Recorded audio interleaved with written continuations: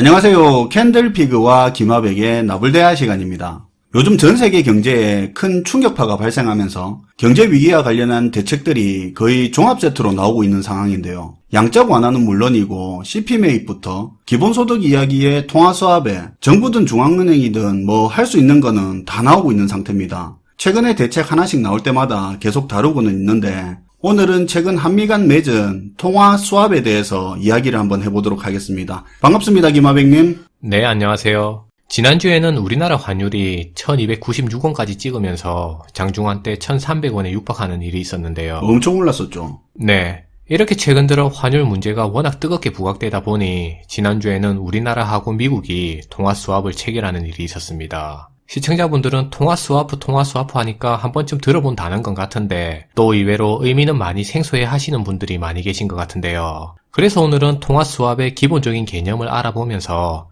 그 효과에 대해서도 한번 알아보는 시간을 가져보도록 할게요. 네. 말 그대로 보면 화폐를 교환한다거나 뭐 그런 뜻인 것 같은데 어떤 거죠? 네. 사실 통화 스왑 하니까 말이 어려울 수는 있는데 실제로는 그렇게 어렵게 받아들일 필요는 없는 내용인데요. 요 통화 스왑이란 말은 사실 단어만 잘 구분해서 생각해보면 의미는 그렇게 어렵게 생각할 필요는 없는 내용입니다. 말 그대로 통화는 돈, 화폐라는 의미를 가지니까 원화나 달러, 엔화를 의미하는 건데요. 그리고 수합은 서로 바꾸고 교환한다는 의미를 가지니까 통화 수합은 통화인 화폐를 교환한다는 의미를 가지게 되는 겁니다. 예를 들어 우리나라 통화는 원화니까 우리는 원화를 가지고 다른 나라 화폐와 교환할 수가 있는데요. 만약에 우리가 미국하고 통화 수합을 한다고 했을 땐 미국은 기축 통화인 달러를 가지고 있는 나라니까 원화와 달러를 수합이라고 해서 서로 교환 대상으로 사용할 수가 있어요. 그리고 일본이나 중국이 통화 수합을 했을 땐 자기 나라 통화인 엔화와 위안화를 가지고 화폐를 교환할 수가 있는 건데요. 이렇게 각 나라들은 필요할 때마다 서로 통화 수합이라는 계약을 맺어서 화폐들을 서로 교환할 수 있는 시스템을 갖출 수가 있습니다. 통화 수합이라는 게 국가끼리 따로 맺어야 되는 거네요. 그렇죠. 각 나라들이 서로 통화 스왑이라는 계약을 맺어서 진행할 수가 있는 거죠. 그러면 그런 거 필요 없이 우리가 은행 가서 원화 달러로 환전하듯이 그렇게 바꾸면 되는 거 아닙니까? 굳이 따로 통화 수합이라는 걸 맺는 이유가 있습니까? 네. 그래서 여기서 의문이 하나 들 수 있는 게 굳이 왜 통화 수합이 필요하냐는 의문이 들 수가 있는데요. 그렇죠. 왜냐하면 현재 각 나라들의 화폐가 거래될 수 있는 시스템이 없는 것도 아니고 어차피 외환시장이라는 것도 이미 별도로 존재하는 상황인데 왜 또 굳이 복잡하게 통화 수합이라는 걸 만들어서 서로 화폐를 교환해야 되냐는 겁니다. 그러니까요. 그게 궁금한 거죠. 네. 사실 왜 통화 수합이 필요한지는 환율의 개념을 조금만 따져보면 또 쉽게 이해할 수가 있는 내용인데요. 우리가 외환시장을 통해서 환율을 살펴보면 환율은 실시간으로 계속 바뀌고 있다는 걸 확인할 수 있어요. 무슨 말이냐면 외환시장을 통해서는 달러를 중심으로 각 나라들의 화폐 가치가 실시간으로 그 가치가 계속 바뀌고 있다는 말인데요. 우리나라로 치면 외환시장에서는 원화의 가치가 실시간으로 변하면서 하루에 12번도 환율이 바뀌는 현상을 확인할 수 있어요. 네, 그때그때 환율에 맞게 환전을 하잖아요. 그렇죠. 그런데 만약에 금융위기든 실물경제위기든 어쨌든 지금과 같이 위기가 직면한 상황이 오게 되면 달러라는 현금의 가치는 계속 올라가게 되는데요. 반대로 달러가 아닌 우리나라와 같이 다른 화폐를 사용하는 나라의 입장에서는 그 나라의 화폐 가치는 반대로 떨어지게 됩니다. 그러니까 우리 경제에 만약에 문제가 생기면 환율이 확 올라간다 이거죠. 네. 그래서 그런 상황에서는 위기가 커지면 커질수록 각 나라들은 외환시장에서 서로 더 많은 달러를 확보하려고 노력하는 일이 벌어지게 되는데요. 그렇게 되면 또 달러의 가치는 더 많이 오르게 되면서 다른 나라들의 자국 화폐 가치는 더 떨어지게 돼 있어요. 속도가 더 가속화되는 거네요. 그렇죠. 달러를 사용하지 않는 나라들은 실시간으로 떨어지고 있는 자국 화폐를 사용해서 점점 가치가 올라가고 있는 달러를 확보해야 되는 문제가 생기는 건데요. 다르게 말해서 만약에 우리한테 경제위기가 생기면 똑같은 달러를 바꾸더라도 경제위기 이전보다 더 많은 원화가 필요하게 된다는 말입니다. 그런 것도 있겠네요. 달러로 빌린 돈은 달러로 갚아야 되잖아요. 그렇죠. 우리 돈을 달러로 바꿔서 갚아야 된다는 그 말인데 예를 들어 달러 빚 상환할 때가 돼서 경제위기가 생겨버리면 환율이 폭등해서 그거 갚는 게 훨씬 부담이 되겠네요. 맞아요. 외환 문제가 평상시 일반적인 경제 상황에서 문제되는 게 아니라 환율 급등 현상이 달러 부족 현상을 부추겨서 외채 문제를 부각시킬 수 있다는 얘기입니다. 그래서 결국 이렇게 해서는 다른 나라들이 달러를 확보하는데 너무 많은 비용이 들게 되고, 그래서 그 나라들의 화폐 시스템이 붕괴될 수도 있으니까 가치가 실시간으로 변하는 외환시장을 통해서는 경제위기 극복 자체가 힘들 수도 있다는 거예요. 그렇겠네요. 안 그래도 경제 문제가 있는데 외환 문제까지 가중되는 상황이 될 수도 있겠네요. 네. 그래서 경제위기가 왔을 때는 각 나라들이 서로 통화 스왑을 맺어서 계약을 체결하는 일이 일어나게 되는데요. 예를 들어 니랑 내랑은 지금의 환율 1200원을 기준으로 잡고 최대 600억 달러까지는 통화 스왑을 체결하자는 식으로 정하는 거죠. 그러면 나중에 환율이 1100원으로 떨어지든 아니면 1300원으로 오르든 앞에서 정한 환율 1200원을 기준이 되는 가치로 잡고 달러를 안정적으로 획득할 수가 있는 겁니다. 아, 이게 그런 거네요. 예를 들어 미국이랑 600억 달러 규모로 통화 스왑을 했다고 치면 우리 경제에 문제가 생겨서 원달러 환율이 1500원이 되든 2000원이 되든 일단 통화 스왑을 맺은 600억 달러만큼은 서로 합의한 고정 환율로 교환을 할 수 있는 거네요. 그렇죠.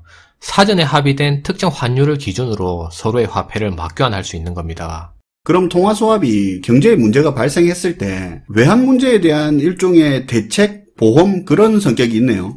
네. 달러를 얻을 때는 그만큼의 원화를 지불하면서 위기가 왔을 상황을 미리 대비할 수 있는 건데요. 이렇게 국가 간에 맺은 통화 스왑 협정은 두 나라가 자국 통화를 상대국 통화와 맞교환하는 방식으로 외환이 부족한 위기를 대비하는 방식인데요. 한 나라는 자기 나라의 화폐를 담보로 맡겨서 상대 국가의 화폐를 빌려오는 방식입니다. 사실 이게 내용상으로는 내 돈을 맡기고 다른 나라의 돈을 빌려오는 방식이지만 실질적인 효과로는 외환 보유고를 늘릴 수 있는 그 효과를 가져오게 되는 거예요. 그런데 좀 궁금한 게 한미 통화 스왑을 맺었다 이거죠. 네. 보니까 이번에 한국뿐만 아니라 뭐 호주, 싱가포르, 브라질 등등 해가지고 9개 나라도 미국이랑 통화 스왑을 맺었다고 하는데 단순하게 생각해보면 미국 입장에서도 뭐가 이득이 있어야 될 거 아닙니까? 달러 가치가 높아졌는데 굳이 그걸 싸게 바꿔주는 협약을 맺는 이유가 뭐죠?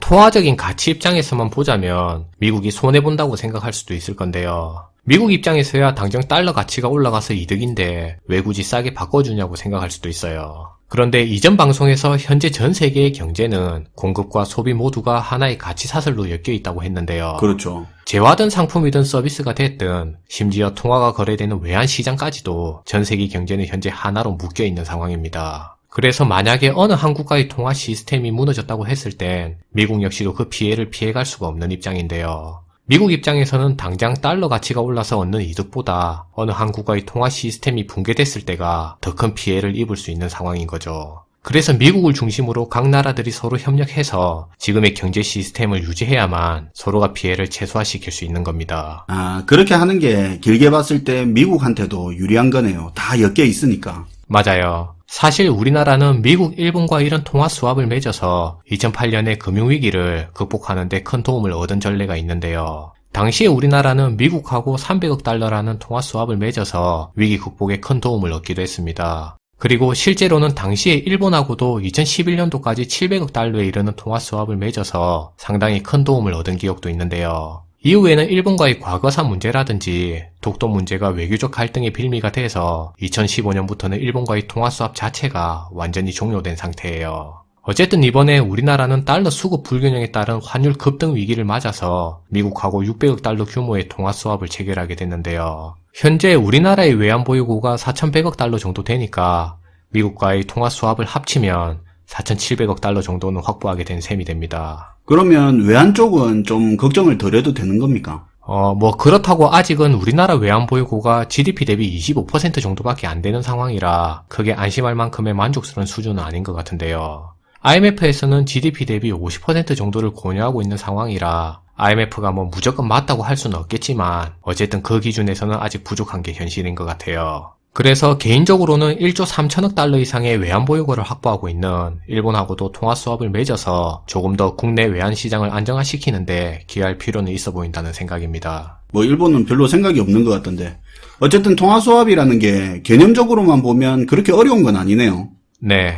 오늘은 최근 미국하고 맺은 통화 스왑을 소개하면서 통화 스왑의 의미와 효과들에 대해서 알아봤는데요. 사실 내용상으로는 그렇게 어려운 내용이 아니니까 용어만 듣고 지레 겁먹는 일은 없었으면 좋을 것 같아요. 이번 기회에 이런 용어들도 한 번씩 살펴보면서 경제에 대한 거부감만 제거할 수 있어도 나름 의미 있는 시간은 된 것 같다는 생각입니다. 네, 오늘도 잘 들었습니다, 김하백님. 네, 감사합니다.